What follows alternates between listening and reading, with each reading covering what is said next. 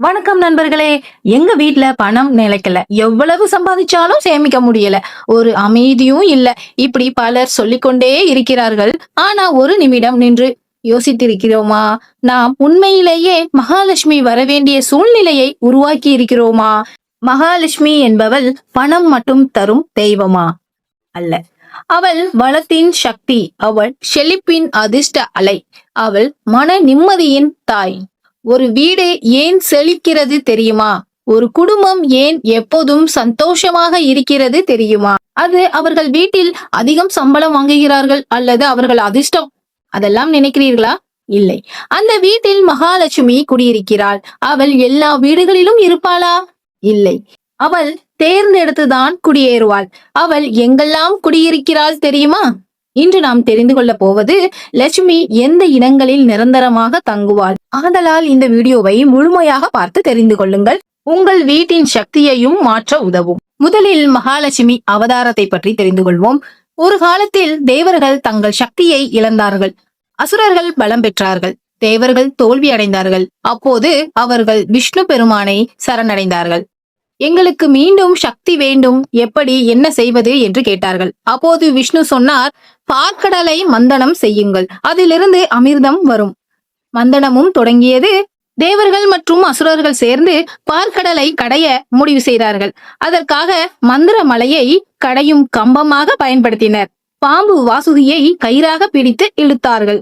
இவ்வாறு பாற்கடலை கடைந்த போது பல அதிசயமான பொருட்கள் வெளிவந்தன. அவற்றில் காமதேனு, விருப்பங்களை நிறைவேற்றும் பசு; உச்சை சிரவஸ், அதாவது தெய்வீக குதிரை; கௌஸ்தபமணி, அரிய மாணிக்கம், இதெல்லாம் வெளிப்பட்டன. ஆனால் உலகமே காத்திருந்தது ஒரு தெய்வீக தருணத்துக்காக. அதுதான் அவள் வந்த தருணம், அவள் அவதாரம் எடுத்த தருணம். பார்க்கடலில் இருந்து ஒரு தெய்வீக ஒளி வெளிச்சமாக எழுந்தது. அந்த ஒளியில் இருந்து தாமரையில் எழுந்தாள் மகாலட்சுமி. அவள் கையில் தாமரை, முகத்தில் சிரிப்பு, அவள் நடக்கையில் பூக்கள் மலர்ந்தன. அவள் வந்தவுடன் இருள் அகன்றது. தேவர்கள் உற்சாகம் பெற்றனர். உலகம் ஒளிர்ந்தது. அவள் வருவது செல்வம் மட்டுமல்ல, அவள் வருவது சமநிலையாகும். ஏன் விஷ்ணுவை தேர்ந்தெடுத்தாள்? அந்த நேரத்தில் தேவர்களும் அசுரர்களும் அவளை தங்கள் பக்கம் வர சொன்னார்கள். ஆனால் அவள் யாரை தேர்ந்தெடுத்தாள் தெரியுமா? அவள் அமைதியாக விஷ்ணு அருகில் சென்றார். ஏன்? ஏனெனில் விஷ்ணு சமநிலை, அவர் அமைதி, அவர் தர்மம். லட்சுமி தங்குவது அமைதி மற்றும் தர்மம் இருக்கும் இடத்தில்தான். இப்புராண கதை நமக்கு என்ன சொல்கிறது என்றால், லக்ஷ்மி சக்தி வர வேண்டும் என்றால் முதலில் மனதில் உள்ள அசுர குணங்களை நீக்க வேண்டும். பொறாமை, கோபம், பேராசை இவை இருந்தால் லக்ஷ்மி நிலைக்க மாட்டாள்.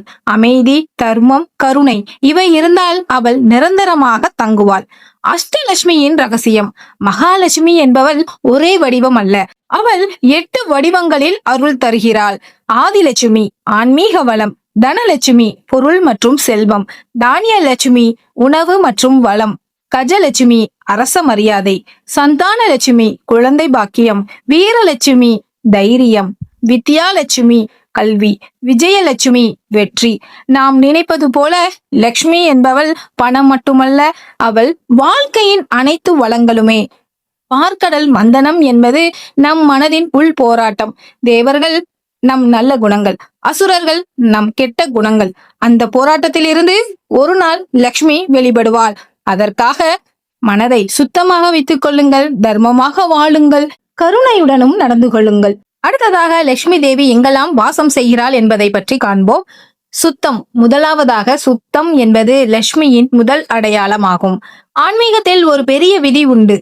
அழுக்கு இருக்கும் இடத்தில் சக்தி தங்காது. சுத்தம் என்பது 3 வகைப்படும். உடல் சுத்தம், தினமும் குளித்தல், சுத்தமான ஆடை அணிதல். இரண்டாவது சுத்தம் வீட்டு சுத்தம், வாசல் துடைத்தல், கோலம் போடுதல், குப்பை சேரவிடாமல் பார்த்து கொள்ளுதல். மூன்றாவது மன சுத்தம். பொறாமை, பொய், கபடம் இவையெல்லாம் தான் மன அழுக்கு. அவை நம் மனதில் ஏற்படாதவாறு பார்த்து கொள்ள வேண்டும். லக்ஷ்மி வெளி சுத்தத்தை விட மன சுத்தத்தை அதிகம் விரும்புவாள். நம் மனதில் பொறாமை, கோபம், கபடம் நிறைந்திருந்தால் நம் வீட்டிற்கு லட்சுமி வரமாட்டாள். இரண்டாவதாக தீப ஒளி, இருளை அகற்றும் வளசக்தி. ஒளி என்பது அறிவு, ஒளி என்பது செல்வ சக்தி. ஒரு வீடு மாலை நேரத்தில் இருளில் மூழ்கி இருந்தால் அந்த வீட்டின் அதிர்ஷ்ட அலை குறையும் என்பது நம்பிக்கை. அதனால்தான் அகல் தீபம் ஏற்றுவது முக்கியம்.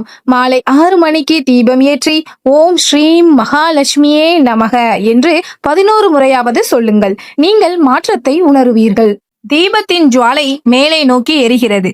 அது நமக்கு சொல்லும் செய்தி என்னவென்றால், உங்கள் வாழ்க்கையும் உயரட்டும். ஒளி இருக்கும் இடத்தில் இருள் இருக்க முடியாது. அதே போல தீப ஒளி இருக்கும் இடத்தில் தரித்திரம் தங்காது. மூன்றாவதாக துளசி, லட்சுமியின் உயிர் மூச்சு. துளசி ஒரு சாதாரண செடி அல்ல, அது புனிதத்தின் அடையாளமாகும். இந்து சமயத்தில் துளசி மிக உயர்ந்த இடம் பெற்றது. அது விஷ்ணுவிற்கு மிகவும் பிரியமானதாக கருதப்படுகிறது. புராணங்களில் துளசி இருக்கும் இடத்தில் விஷ்ணு வாசம் செய்வார் என்று கூறப்படுகிறது. விஷ்ணு இருக்கும் இடத்தில் மகாலட்சுமி இல்லாமல் இருப்பாளா? அதனால் துளசி செடி உள்ள வீடு மங்களமானதாக பார்க்கப்படுகிறது. துளசியை வளர்க்கும் போது கிழக்கு அல்லது வடகிழக்கு திசை சிறந்ததாக கருதப்படுகிறது. தினமும் தண்ணீர் ஊற்றி பராமரிக்க வேண்டும். அருகில் குப்பை அசுத்தம்லாம் இருக்கக்கூடாது. மாலை நேரத்தில் தீபம் ஏற்றி வணங்கினால் அந்த இடம் மேலும் புனிதமாகும். துளசி செடி என்பது வெறும் ஆக்சிஜன் தரும் செடி மட்டுமல்ல, அது ஆன்மீக அதிர்வலை உருவாக்கும் ஒரு புனித சக்தியாகும். துளசி வளரும் வீடு லக்ஷ்மி அருள் நிலைக்கும் வீடு என்று நம்பப்படுகிறது. நான்காவதாக வாழை மரம். வாழை மரம் வளர்ச்சியின் அடையாளம். அது எப்போதும் மேலே வளர்ந்து கொண்டே இருக்கும். வெறுமையாக நிற்காது. காலம் வந்தால் கனி தரும். அதனால் வாழை வளம் மற்றும் நிறைவு என்பதை குறிக்கிறது. மகாலட்சுமி செல்வம் மற்றும் செழிப்பின் வடிவம் என்பதால் திருமணம் மற்றும் சுப நிகழ்வுகளில் வாழை மரம் கட்டுவது வழக்கமாகிறது. அது வாழ்க்கை தொடர்ந்து வளர வேண்டும் என்ற நல்வாழ்த்தின் சின்னமாகும். வீட்டில் வாழை மரம் வைத்து வளர்த்து வந்தால் அந்த வீட்டில் வளர்ச்சியும் லக்ஷ்மி அருளும் நிலைக்கும் என்று நம்பப்படுகிறது. ஐந்தாவதாக மருதாணி செடி. லக்ஷ்மி வாசம் செய்யும் செடிகளில் இந்த செடியும் ஒன்று. மருதாணி செடி சாதாரண அலங்கார செடி அல்ல, அது மங்களத்தின் அடையாளமாகும். பழைய காலத்தில் பெண்கள் கைகளில் மருதாணி இட்டுக் கொண்டால் அது சுப நிகழ்ச்சியின் அறிகுறி என்று கருதினார்கள்.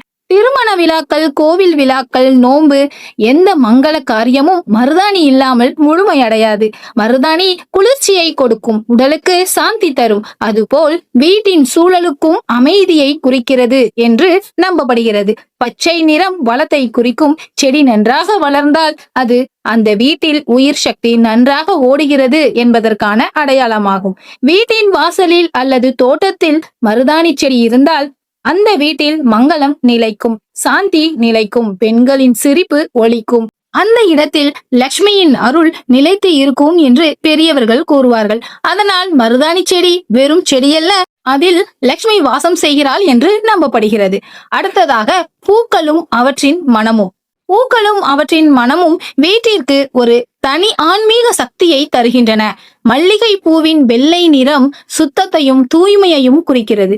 அதன் இனிய மனம் மன அமைதியை அளிக்கிறது. செம்பருத்தி பூவின் சிவப்பு நிறம் சக்தியையும் செயல் ஆற்றலையும் பிரதிபலிக்கிறது. பூவின் வாசனை பரவும் இடத்தில் எதிர்மறை அலைகள் குறையும் என்று நம்பப்படுகிறது. லக்ஷ்மி என்பது அழகு, மனம், சுத்தம் ஆகியவற்றின் உருவம். ஆகவே இவை நிறைந்திருக்கும் வீட்டில் அவள் தங்குவாள் என்று பெரியவர்கள் கூறுவார்கள்.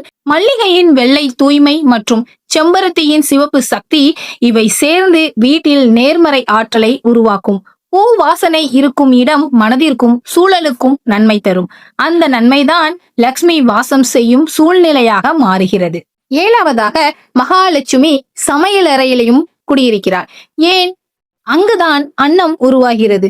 சமையலறை என்பது ஒரு சாதாரண அறை அல்ல, அது வீட்டின் வளசக்தி உற்பத்தியாகும் மையமாகும். சமையலறை வீட்டின் செல்வ மையம். சமையலறை காலியாக இருந்தால் அது ஒரு அறை மட்டுமே. ஆனால் பின்வரும் 15 பொருட்கள் சமையலறையில் எப்போதும் நிரம்பி இருந்தால் அது லக்ஷ்மி தங்கும் புனித இடமாக மாறுகிறது.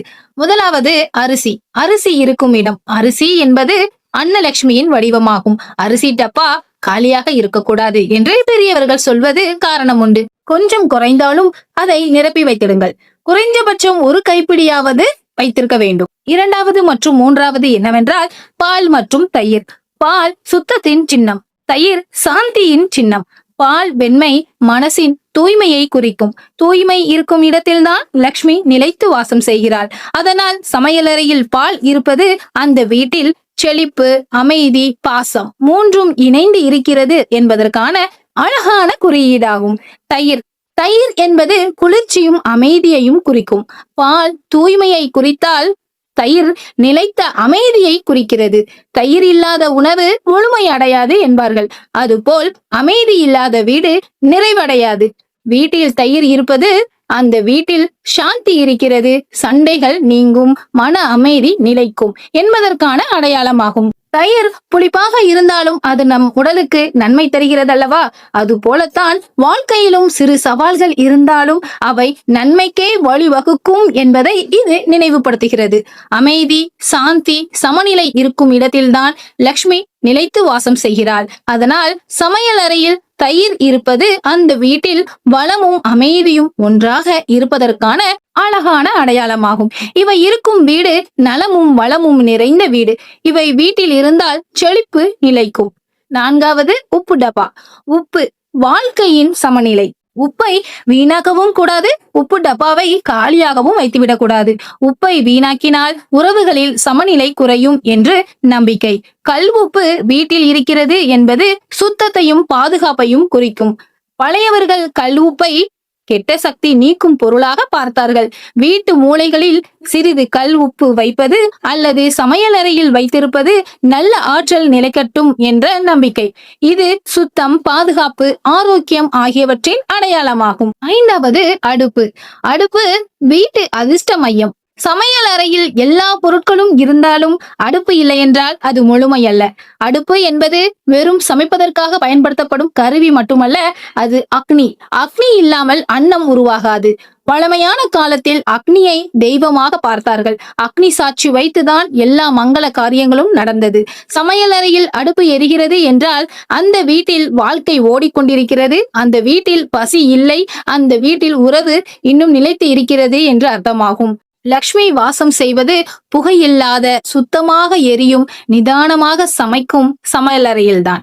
அதனால் சமையலறையில் அடுப்பு என்பது வெறும் சாதனமல்ல, அது லக்ஷ்மி இருப்பதற்கான உயிருள்ள அடையாளமாகும். அடுப்பு சுத்தமாக இருந்தால் அந்த இடத்தில் லக்ஷ்மி நிலையாக இருப்பாள். அதனால் தான் பெரியவர்கள் சொல்வார்கள், தெரியாமல் கூட அடுப்பில் காலை வைத்து மிதித்து விடாதே என்று. 6வது மஞ்சள். மங்களத்தின் அடையாளம். மஞ்சள் பொடி ஒரு சாதாரண மசாலா பொடி அல்ல. இந்து சமயத்தில் மஞ்சள் என்பது மங்களம், ஆரோக்கியம், செழிப்பு, சக்தி என்பதாகும். மஞ்சள் நிறம் தங்க நிறத்தை நினைவுபடுத்துகிறது. அதனால் இது லக்ஷ்மி சக்தியின் அடையாளமாக பார்க்கப்படுகிறது. வீட்டில் எப்போதும் மஞ்சள் இருக்க வேண்டும். மஞ்சள் டப்பா காலியாக இருக்கக்கூடாது. மஞ்சள் சுத்தத்தின் சின்னம். மஞ்சள் கலந்த தண்ணீர் தெளிப்பது எதிர்மறை சக்தியை குறைக்கும் என்று நம்பப்படுகிறது. மஞ்சள் இருக்கும் சமையலறை வளம் நிறைந்த சமையலறையாகும். 7வது வெல்லம். இனிமையான வாழ்க்கை. வெல்லம் அல்லது நாட்டு சர்க்கரை இயற்கையிலேயே இனிப்பு. வாழ்க்கை இனிமையாக இருக்க வேண்டும் என்பதற்கான சின்னமாகும். வீட்டில் வெல்லம் இருந்தால் உறவுகள் இனிமை, பேச்சில் மென்மை, மனதில் கருணை. ஆகவே சிலர் சொல்லுவார்கள், வெல்லம் இல்லாத சமையலறை உறவின் இனிமை குறையும் என்று. வெல்லம் இயற்கை வளத்தின் சின்னமாகும். 8வது நெய். நெய் மிகவும் புனிதமான உணவுப் பொருளாகும். யாகம், ஹோமம், தீபம் எல்லாவற்றிலும் நெய் பயன்படுத்தப்படுகிறது. நெய் என்பது பவித்திரத்தின் அடையாளம். எந்த தீபமும் நெய்யால் ஏற்றினால் அது மங்களம் என்று நம்பப்படுகிறது. பால் தயிராகி வெண்ணையாகி நெய்யாகிறது. இவ்வளவு சுத்திகரிப்பு செய்யப்பட்ட பிறகுதான் நெய் கிடைக்கிறது. அதனால் அது சுத்தத்தின் சுத்தம் என்று பார்க்கப்படுகிறது. வீட்டில் நெய் இருப்பது அந்த வீட்டில் பவித்திரம் இருக்கிறது, வளம் சுரந்து கொண்டே இருக்கிறது, லக்ஷ்மி நிலைத்து வாசம் செய்கிறாள் என்று ஒரு நல்ல குறியீடாக கருதப்படுகிறது. நெய் இருக்கும் வீடு சுபசக்தி இருக்கும் வீடாகும். நெய் டப்பா எப்போதும் மூடி வைத்து சுத்தமாக வைத்திருக்க வேண்டும். அடுத்தது 9வதாக தானியங்கள் மற்றும் இயற்கை. நெல், கோதுமை, பருப்பு, பயிறு, கடலை, தானியங்கள் இவை அனைத்தும் எல்லாம் தானிய லட்சுமியின் வடிவமாகும். சமையல் அறையில் பல வகை தானியங்கள் இருப்பது உணவு வளம் குறைவில்லாத நிலை, எப்போதும் பசியில்லாத வாழ்க்கையை குறிக்கிறது. எனவே தானியங்களை மதியுங்கள், இயற்கையை காப்பாற்றுங்கள், மரம் நடுங்கள், தானியங்களை காலால் மிதிக்காதீர்கள், வீணாக்காதீர்கள். இயற்கை வளம் இருக்கும் இடத்தில் மனவளமும் இருக்கும். 10வதாக அஞ்சரை பெட்டி, அதாங்க மசாலா பெட்டி. அஞ்சறை பெட்டி என்பது வெறும் மசாலா பெட்டி மட்டுமல்ல, அதன் உள்ளே இருக்கும் மிளகு, ஜீரகம், கடுகு, மிளகாய்த்தூள், மஞ்சள் தூள் இவை எல்லாம் சேர்ந்துதான் சுவை சேர்க்கிறது நம் உணவில். அதேபோல் வாழ்க்கையும் பல அனுபவங்களின் கலவையே. ஆகவே அஞ்சறை பெட்டி சுத்தமாகவும் எப்போதும் அதில் உள்ள பொருட்கள் நிறைந்தும் இருந்தால் வீட்டில் ஒழுங்கு, சமநிலை மற்றும் ஒற்றுமை நிலவும். சமையலறை ஒழுங்காக இருந்தால் வீட்டின் ஆற்றலும் ஒழுங்காக இருக்கும். 11வது, பச்சை காய்கறிகள் வளர்ச்சியின் அடையாளமாகும். சமையலறையில் எப்போதும் பச்சை காய்கறிகள் இருக்க வேண்டும். பச்சை நிறம் என்ன சொல்கிறது? வளர்ச்சி, உயிர்மை, புதுமை, இயற்கை வளம் ஆகியவற்றை குறிப்பிடுகிறது. உதாரணமாக புடலங்காய், முருங்கைக்காய், சொரைக்காய், சௌச்சௌ, பீர்க்கங்காய், பசலைக்கீரைகள். இயற்கை வளம் இருக்கும் இடத்தில்தான் லக்ஷ்மி சக்தி தங்குகிறது என்று பெரியவர்கள் சொல்வார்கள். தினமும் வீட்டில் பச்சை காய்கறிகள் வாங்கி வைத்து சமைப்பது என்பது வெறும் உணவு பழக்கம் அல்ல, அது நம் வீட்டில் குறைவு இல்லை, இயற்கை அருள் இருக்கிறது என்ற அடையாளமாகும். காய்கறி என்பது நிலத்தின் வரம். நிலம் தரும் பயிர் வீட்டில் இருந்தால் அது வளத்தின் அடையாளமாகும். அந்த வள உணர்வு இருக்கும் இடத்தில் லட்சுமி வாசம் செய்வாள். மேலும் சமையலறை என்பது அன்னலட்சுமி தங்கும் இடம். அந்த இடத்தில் பச்சை காய்கறிகள் இருப்பது ஆரோக்கியத்தையும் சமநிலையையும் சுத்த சக்தியையும் குறிக்கிறது. பசுமை இல்லாத வாழ்க்கை உலர்ந்த வாழ்க்கை போல, அதுபோல் காய்கறி இல்லாத சமையலறை உயிரற்றது போல. வீட்டில் எப்போதும் குறைந்தபட்சம் சில காய்கறிகள் இருப்பது எங்கள் வீட்டில் உணவு வளம் தொடர்கிறது என்ற நம்பிக்கையை உருவாக்குகிறது. அந்த நம்பிக்கை, அந்த நிறைவு உணர்வு, அதுவே லட்சுமி சக்தியை ஈர்க்கும் உண்மையான காரணமாகும். 12வது, தண்ணீர். தண்ணீர் இல்லாமல் வாழ்க்கை இல்லை. தண்ணீர் என்பது சாதாரண திரவம் மட்டுமல்ல, அது உயிரின் ஓட்டம்.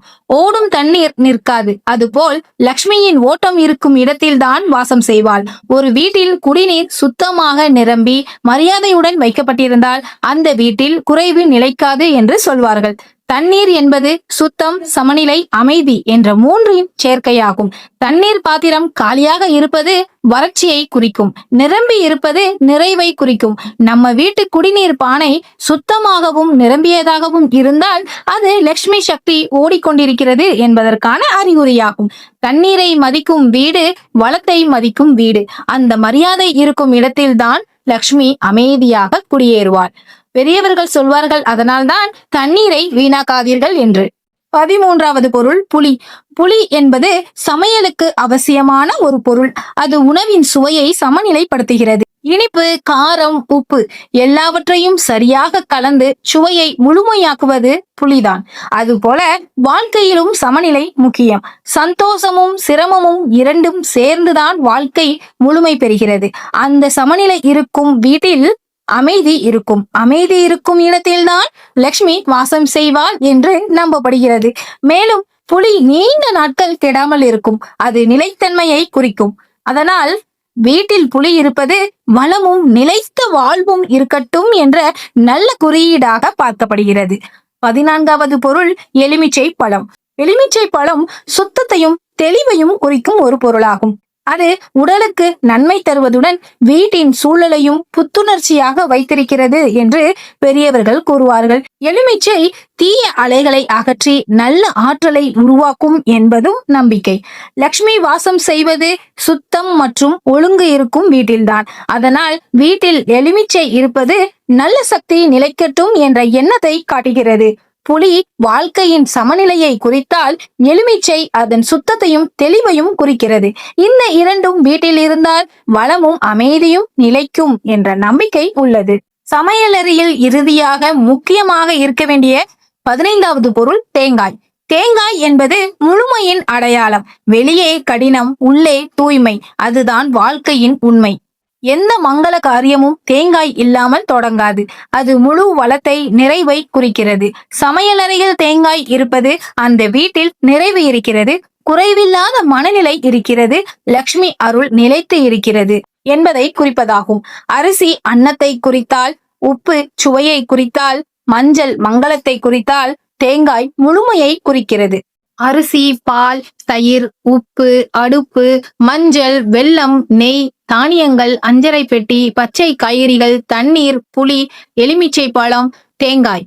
இந்த 15 பொருட்களும் ஒரு வீட்டில் எப்போதும் நிறைந்து இருந்தால் அந்த வீடு சாதாரண இடமல்ல, அது செழிப்பு தங்கும் இடம். மகாலட்சுமி அருள் நிறைந்த புனித இல்லமாக மாறுகிறது.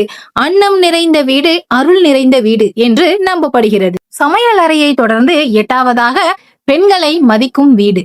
லக்ஷ்மி என்பவள் பெண் சக்தியாவாள். ஒரு வீட்டில் பெண் அழுதால் அந்த வீட்டின் அதிர்ஷ்டம் குறையும் என்று பெரியவர்கள் சொல்வார்கள்.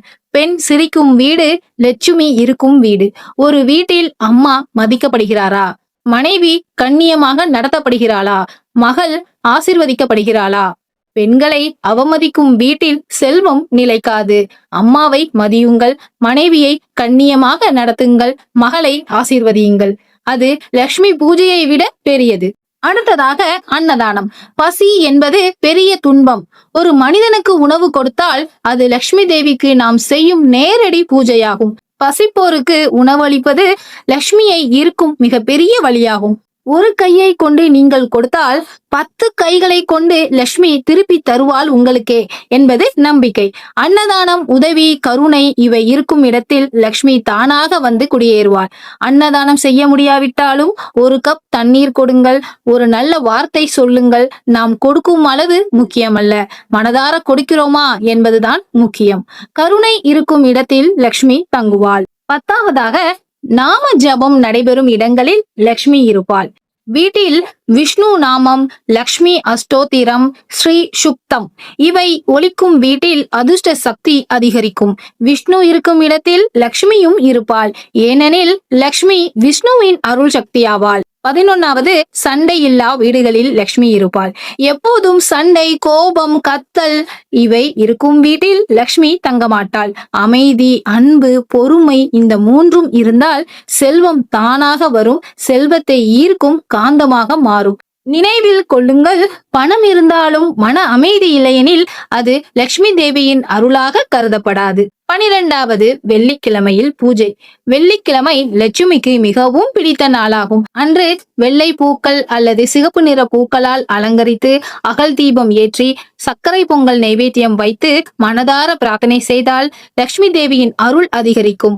முக்கியமாக நமக்கு மட்டுமல்ல, எல்லோருக்கும் நல்லது வேண்டும் என்று வேண்டுங்கள். அது லட்சுமி தேவியை மிகவும் கவரும். நன்றி சொல்ல தெரிந்த மனதில் லட்சுமி நிரந்தரமாக இருப்பாள். என்னிடம் இல்லை என்று நினைப்பதை விட எனக்கு இதை கொடுத்ததற்காக நன்றி, என்னிடம் இது இருப்பதற்காக நன்றி என்று நன்றி சொல்ல பழகுங்கள். அந்த நாளிலிருந்து வாழ்க்கை மாற ஆரம்பிக்கும்.